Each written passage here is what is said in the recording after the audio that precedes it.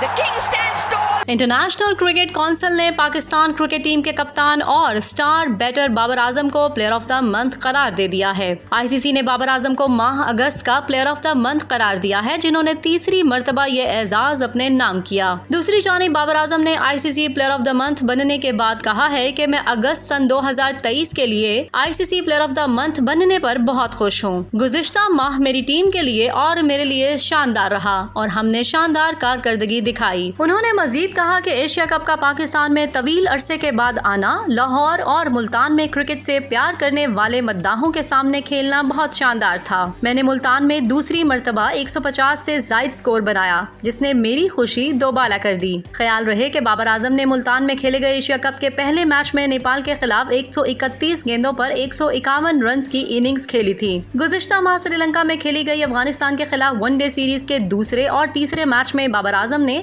लगातार 2 निस्फ सेंचुरियां स्कोर की, जबकि बांग्लादेश के खिलाफ लाहौर में खेले गए एशिया कप के मैच में भी बाबर आजम ने 50 बनाई। बाबर आजम अब तक 107 एक रोजा मैचेस खेल चुके हैं, जिसमें उन्होंने 58.47 की औसत से 5380 रन बनाए हैं, जिसमें 19 सेंचुरियां और 28 निस्फ सेंचुरियां भी शामिल हैं।